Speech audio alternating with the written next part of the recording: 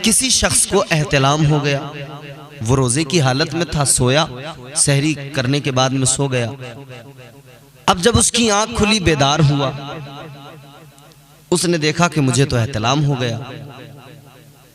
ऐसी सूरत में रोजा नहीं टूटेगा। एहतिलाम हो जाने से रोजा नहीं टूटता, याद रहे। इसी तरह किसी ने रात में अपनी ज़ौजा के साथ हम बिस्तरी की और गुस्ल नहीं किया, उसी हालत में सहरी कर ली, रोजा उसने रख लिया, बिल्कुल उसका रोजा हो जाएगा। लेकिन उसे चाहिए कि जैसी हम बिस्तरी की है, फारिग हुआ है, फौरन गुस्ल करे।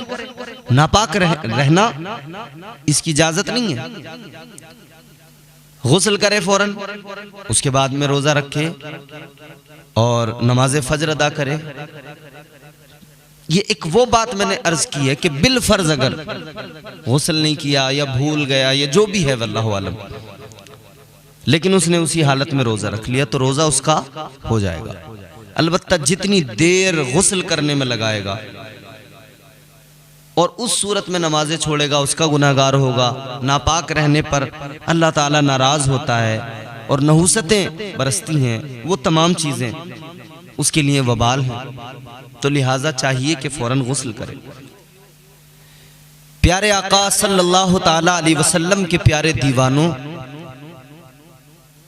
कुछ लोग ऐसे हैं जिन्हें शरीयत ने इजाजत दी है,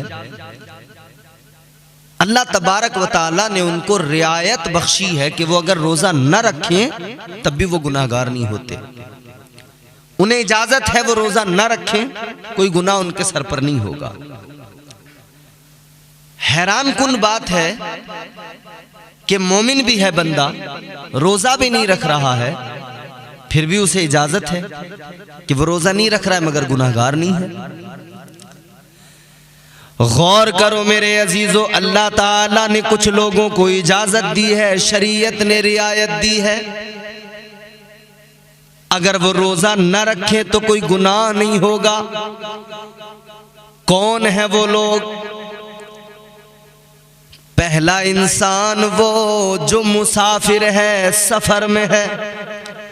हालत सफर के अंदर अगर बंदा रोजा नहीं रखता है तो वो गुनाहगार नहीं होगा, लेकिन सफर जैसे ही खत्म हो जाए, जब वो मुसाफिर से मुकीम बन जाए तो उसे चाहिए कि अब वो कज़ा करे जो रोजे सफर में छूट गए।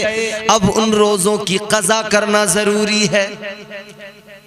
यहां कफारा नहीं होगा, यहां सिर्फ कज़ा, एक के बदले एक। कफारा अलग है, कज़ा अलग है। एक रोजा छोड़ा तो उसके बदले एक रखना होगा, दो छोड़ दिए तो दो रखने होंगे, यानी उज़्र जाता रहेगा तो फिर उसकी कज़ा।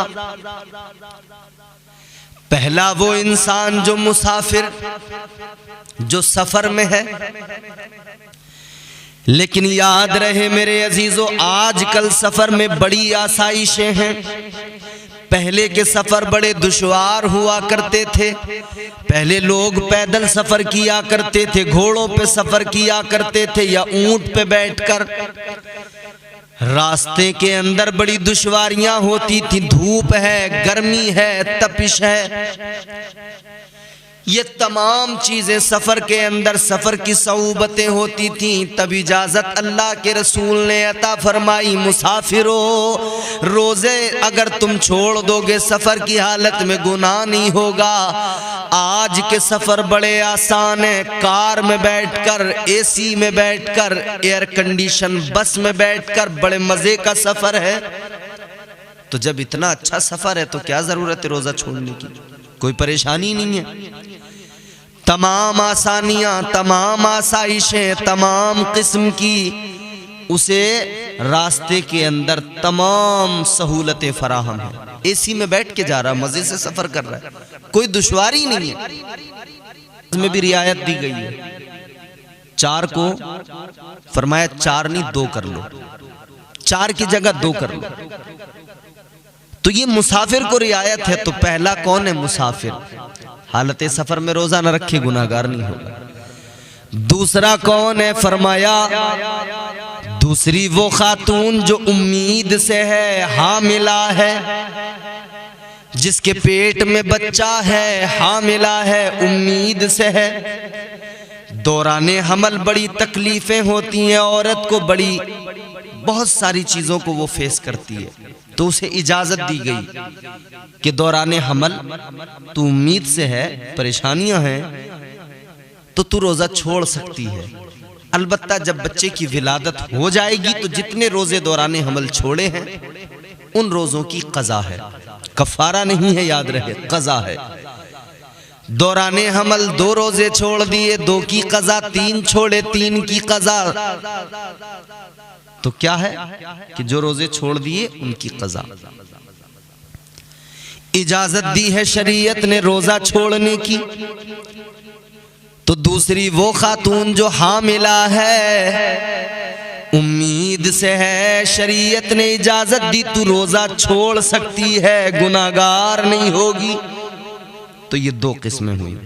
तीसरा, वो औरत जो बच्चे को दूध पिलाती है, अब ऐसी सूरत में उसे खाना पीना जरूरी है, बच्चे को दूध पिलाना है, तो फरमाया कि ऐसी सूरत में भी इजाजत है। अगर वो नहीफ है, कमजोर है खातून, और नहीं हो सकता है गुजारा, और बच्चे का दूध अगर वो रोजा रखेगी तो दूध पिस्तानों में नहीं आएगा और बच्चा भूखा रहेगा, जिसके सबब बच्चा कमजोर या बीमार पड़ सकता है, ऐसी सूरत में फरमाया कि दूध पिलाने वाली को इजाजत है कि वो रोजा छोड़ सकती है। लेकिन जब वो मुद्दत खत्म होगी तो फिर उसको, या जैसे ही वो उज़्र जाएगा तो उसको रोजों की कज़ा है। तो तीसरी वो औरत, वो खातून जो दूध पिलाने वाली है। चौथा वो इंसान जो बीमार है और बीमारी की भी हद मुकर्रर की गई, कितनी बीमारी में रोजा छोड़ा जा सकता है। ऐसा नहीं कि जरा कान गर्म हुआ तो रोजा छोड़ दिया, जरा सा मच्छर ने काट लिया तो रोजा छोड़ दिया, ऐसा नहीं है। जरा सा सर में दर्द हुआ हल्का फुल्का तो कहने लगे भाई हमें तो बहुत तकलीफ है, छोड़ दिया रोजा, नहीं। याद रहे मेरे अजीजों, रोजा छोड़ने की इजाजत उस हाल में है कि जब बीमारी बहुत ज्यादा हो, कमजोरी बहुत ज्यादा हो, और बीमारी इस दर्जा हो कि उसे दवाई दिन में कई मर्तबा खाना है, नहीं खाएगा, नहीं बचेगा, जान पे बनाएगी। अगर जान पे बनाएगी तो ऐसी सूरत में उसे चाहिए कि वो रोजा छोड़ दे, कोई गुनाह नहीं होगा। जब सेहत याब हो जाए, तंदुरुस्त हो जाए, बीमारी खत्म हो जाए, तो वो बीमारी में जो रोजे छोड़ दिए उनकी कज़ा कर ले। ये है बीमार। ये वो लोग हैं कि रोजा छोड़े, इन पर कोई गुनाह नहीं होता।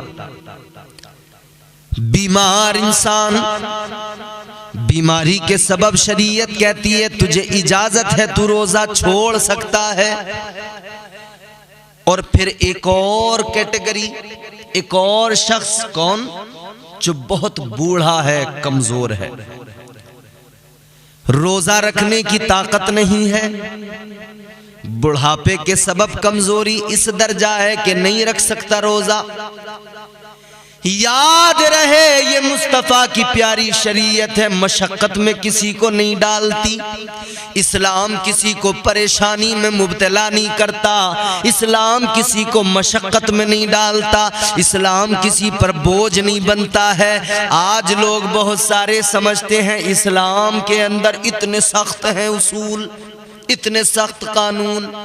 कई लोगों को हमने कहते सुना भाई शरीयत पे अमल करना बड़ा मुश्किल है, बड़ा दुश्वार है। याद रखना शरीयत पे अमल करना बड़ा आसान है, शरीयत पे अमल करना दुश्वार नहीं है, क्योंकि शरीयत वही आपसे, मुझसे, हर मोमिन से कराती है जितना करने की कुदरत मेरे अंदर मौजूद है, जितना करने की ताकत मेरे अंदर मौजूद है। लेकिन ताकत होने के बावजूद सिर्फ काहिली और सुस्ती के सबब ना करे बंदा, तो फिर शरीयत की तलवार गिरती है और काट देती है, फिर छोड़ा नहीं जाता उसको। ताजदारे मदीना वाली कायनात मुस्तफ़ा करीम, जाने कायनात के दीवानों गौर करो, मेरे मुस्तफ़ा जो शरीयत लेकर आए कितनी प्यारी शरीयत है। इस्लाम किसी को मशक्क़त में नहीं डालता, इस्लाम किसी को परेशानी में नहीं डालता। तो बहुत बूढ़ा इंसान, बहुत कमजोर, बहुत लागर, रोजा रखने की ताकत नहीं रखता, कुदरत नहीं रखता, नहीं रख सकता रोजा, ऐसी सूरत में उसे इजाजत है कि वो रोजा ना रखे। अलबत्ता अगर वो सेहतयाब हो जाए, तंदुरुस्त हो जाए, तो फिर उसे उन रोजों की कज़ा करना जरूरी है। आगे बढ़े। फिर वो आदमी जिसे अपनी जान का खतरा बना हो, जान पर बनाई हो, किसी भी तरह से हलाक होने का खतरा, हलाक होने का डर, जब ये डर पैदा हो गया है, अब वो हलाक होने का खतरा सिर्फ डर नहीं, एक तो ये कि बंदा खुद ही अपने अंदर और मैं मर जाऊंगा, ये खुद ही अपने अंदर सोच रहा है मैं मर जाऊंगा, रोजा रख लिया, नहीं, वो सूरतें जिनमें वाकई वो मर सकता है, हलाक हो सकता है, उसे डर है मर जाएगा। मिसाल के तौर पर फिर वही बात आएगी, अगर कोई बीमार है, दवाई नहीं खाएगा और हलाक होने का डर है कि मर जाएगा अगर नहीं खाई दवाई, ऐसी सूरत में इजाजत है। भाई शरीयत कहती है जब तेरी जान पे बनाई हो ना, जब जान पे बनाई हो, खौफ मर जाने का हो, डर हो हलाक होने का, ऐसी सूरत में तो इजाजत दी गई है। झूठ भी बोल सकता है, तलवार गर्दन पे रखी है, मगर तकवा यह है कि ना बोले, लेकिन तलवार गर्दन पे है, ऐसी सूरत में अगर नहीं बोला तो मर जाएगा, इजाजत है। ये वो लोग हैं कि इन्हें रोजा न रखे कोई गुनाह नहीं। अच्छा, फिर एक और इंसान कौन है कि जो मजनू है, पागल है, दीवाना है। पागल दीवाने पर शरीयत का कोई उसूल, कोई कानून लागू नहीं होता।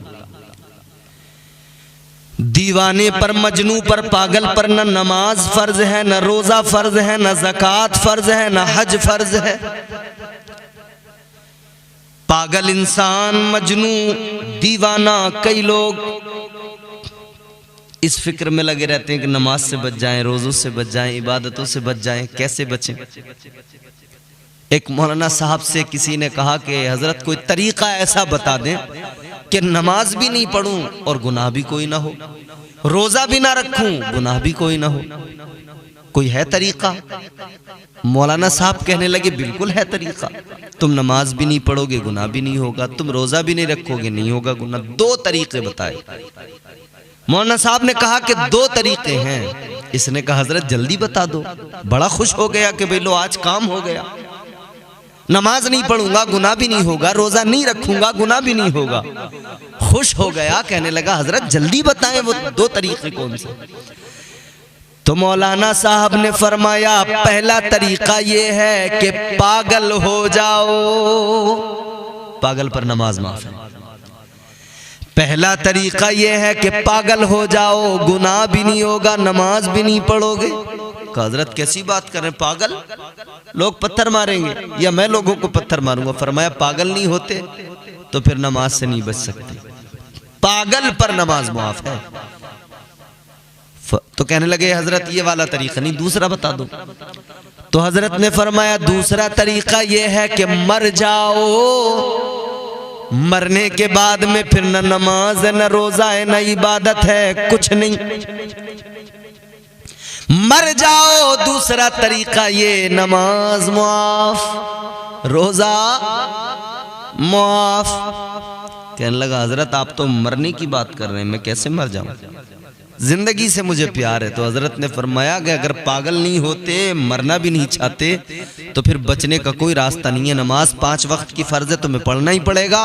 रोजे 30 दिन के फर्ज है, रमजान के रखने ही होंगे। नहीं रखोगे गुनाहगार होगे, नहीं रखोगे तो गुनाह में शामिल हो जाओगे, गुनाह तुम्हारे ऊपर रहेगा। तो इसीलिए चाहिए कि हम ख्याल रखें इन बातों का। कि हम अब अच्छा, मैं यहां पर एक मसला और बयान करना चाहता हूं। बूढ़े इंसान के बारे में मैंने अर्ज किया, अगर ऐसा बूढ़ा गर्मियों में गर्मी की वजह से रोजा नहीं रख सकता मगर जाड़ों में रख सकता है, तो अब इफ्तार कर ले और इनके बदले जाड़ों में रखना रोजा उस पर फर्ज हो जाएगा। समझे आप? अभी तो खैर नॉर्मल है मौसम, बहुत अच्छा मौसम है इस वक्त जो रमजान, अल्हम्दुलिल्लाह महसूस ही नहीं हो रहा रोजा, बहुत अच्छा मौसम है। लेकिन अभी जो कई साल पीछे अगर हम जाएं तो बहुत गर्मियों में रोजे थे, तो कई ऐसे बुजुर्ग ऐसे बूढ़े कि गर्मी में तो नहीं रख सकते, खुश्की, पानी की कमी, गर्मी में रोजा रख लिया तो मर जाएंगे, तो उन्हें ऐसी सूरत में इजाजत है कि यहाँ पे तुम छोड़ दो। लेकिन जाड़े के दिन जब आए तब तुम रोजा रख सकते हो, तो रमजान के रोजों की कज़ा गर्मियों की जाड़ों के अंदर रोजे रखकर पूरी करें। गर्मियों के रोजे छोड़े हुए रमजान के सर्दियों में जब तुम रखने के काबिल हो जाओ, वही बात मैंने जिस तरह अर्ज किया था कि जब तंदुरुस्त हो जाओ तो फिर उनकी कज़ा है। तो वो बूढ़ा जो गर्मी में नहीं रख पा रहा है वो जाड़ों में उन रोजों की कज़ा कर ले।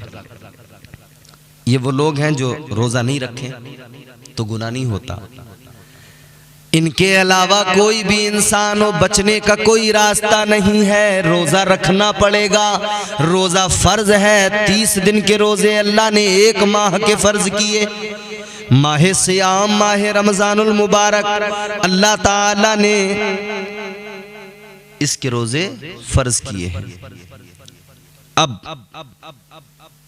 मैं आपकी खिदमत में चंद एक मसाइल अर्ज करना चाहता हूं रोजे के ताल्लुक से। बहुत सारे लोग फोन करते हैं, बहुत सारे लोग बार बार मसाइल मालूम करते हैं, कहते हैं हजरत जरा रोजे के चंद मसाइल तो बता दीजिए। कहते हैं हजरत ये बताएं कि नाखून काटने से क्या रोजा टूट जाएगा। फोन पर जो लोग मालूम करते हैं उनको तो हम बताते ही हैं, लेकिन अब हम अपने बयान के जरिए बताना चाहते हैं ताकि सबको पता लग जाए, जो भी हमारा बयान ये देखें सुने। नाखून काटने से रोजा नहीं टूटता, याद रहे। नाखून काटने से रोजा हरगिज नहीं टूटता। इसी तरह बाल कटाने से रोजा नहीं टूटता। चंद लोगों ने यह भी सवाल किया कि क्या बाल कटाने से रोजा टूट जाएगा, तो बाल कटाने से रोजा नहीं टूटता।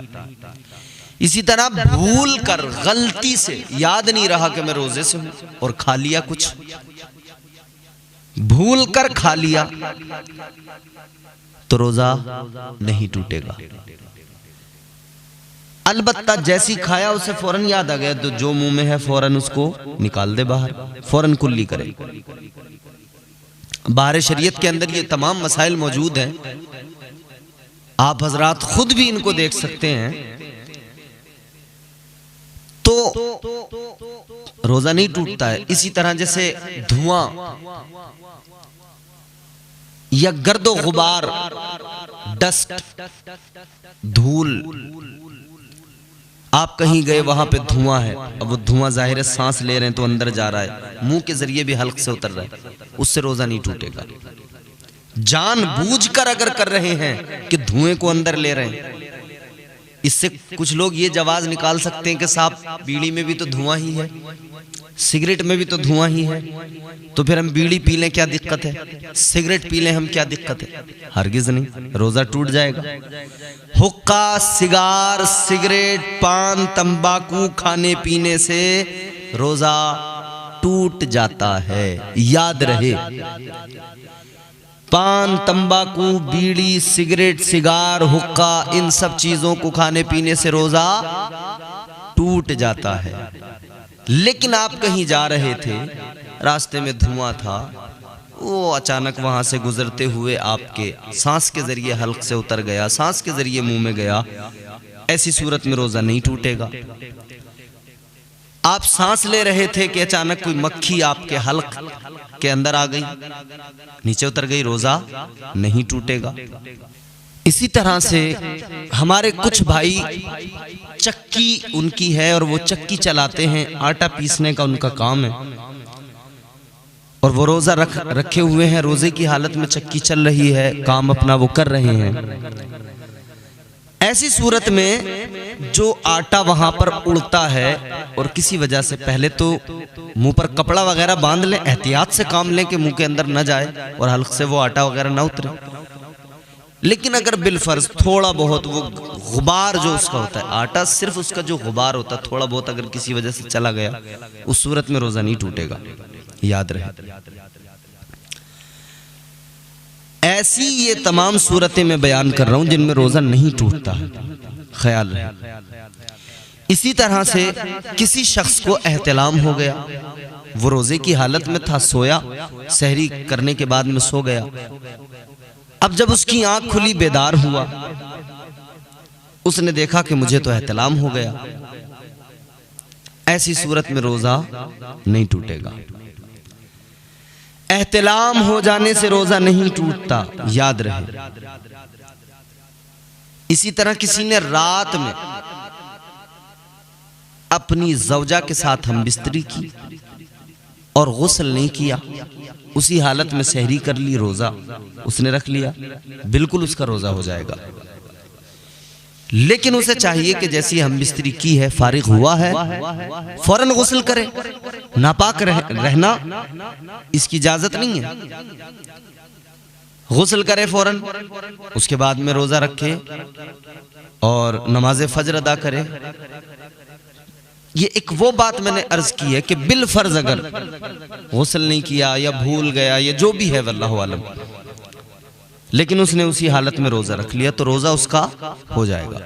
अलबत्ता जितनी देर गुस्ल करने में लगाएगा और उस सूरत में नमाजें छोड़ेगा उसका गुनाहगार होगा। नापाक रहने पर अल्लाह ताला नाराज होता है और नहुसतें बरसती हैं, वो तमाम चीजें उसके लिए वबाल हैं। तो लिहाजा चाहिए कि फौरन गुस्ल करे। इसी तरह अगर किसी शख्स ने बोसा लिया और इंजाल नहीं हुआ, बोसा लिया मगर इंजाल नहीं हुआ, तो रोजा नहीं टूटेगा, याद रहे। रोजा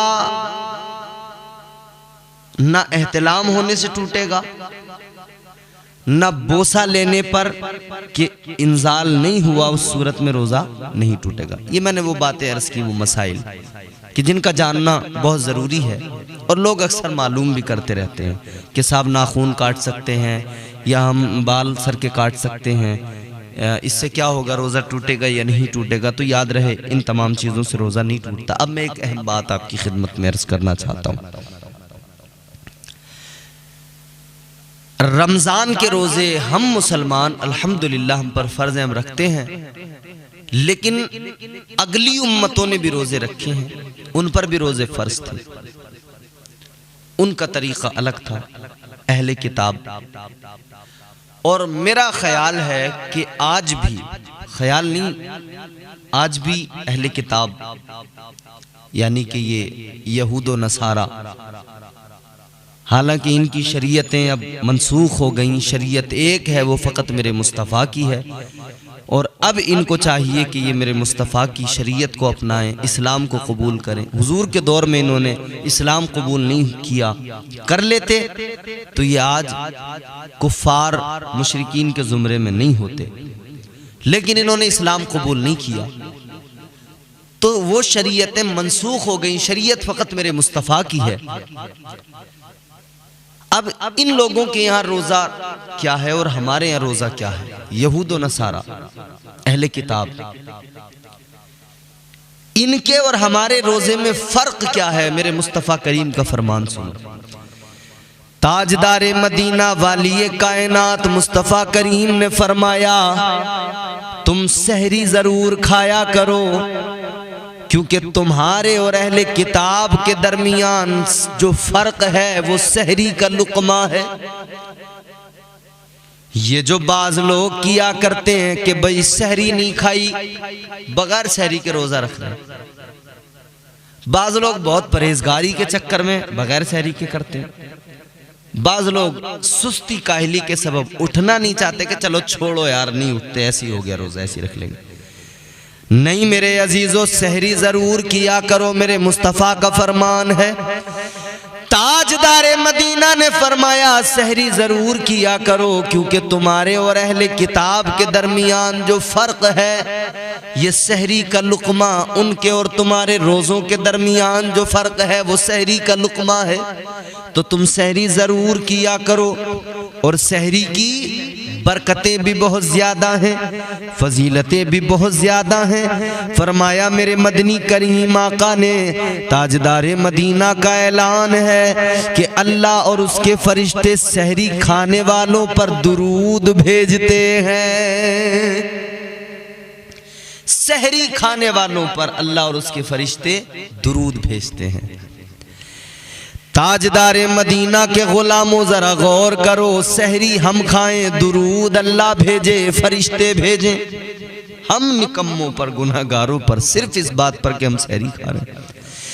ताजदारे मदीना के प्यारे आका के प्यारे गुलामों गौर करो, इससे बढ़कर क्या फजीलत होगी। हम सहरी खाएं, अल्लाह ताला और उसके मासूम फरिश्ते हम निकम्मों के लिए, हम गुनाहगारों के लिए अल्लाहु अकबर हम पर दुरूद भेजे। मेरे मुस्तफ़ा करीम ने मजीद इरशाद फरमाया, सहरी कुल की कुल बरकत है, मुकम्मल तौर पर सहरी में बरकतें हैं। फरमाया मेरे आका ने सहरी कुल की कुल बरकत है, इसे न छोड़ा जाए, इसे हरगिज न छोड़ना, अगरचे एक घूंट पानी ही पी ले, क्योंकि सहरी खाने वालों पर अल्लाह और उसके फरिश्ते दुरूद भेजते हैं। चाहे एक घूंट पानी ही पिए, एक खजूर ही खाएं, सहरी जरूर करें। ये नहीं कि बिस्तर में पड़े पड़े चलो भाई आज कुछ नहीं खाते, ठीक है ऐसी कर लेंगे रोजा। चाहे एक घूंट पानी पिए, चाहे एक खजूर खाएं, लेकिन सहरी जरूर खाएं। बड़ी फजीलतें फरमाया मेरे आका ने, कुल की कुल बरकत, इसके अंदर बहुत बरकतें अल्लाह ने रखी हैं। ये सब बरकतें इसलिए बताई जा रही हैं ताकि किसी भी तरह उम्मत सहरी के लिए बेदार हो और थोड़ा सा पानी ही सही जरूर पी ले। अगर हमने इस सुन्नत पर अमल किया तो अल्लाह ताला की बरकतों और परवरदिगार की रहमतों के हम हकदार बन जाएंगे इंशाअल्लाह ताला। अल्लाह ताला हमें माह सियाम का अदब एहतराम करने की तौफीक अता फरमाए, और जो कुछ मैंने अर्ज किया मौला उस पर अमल की तौफीक अता फरमाए।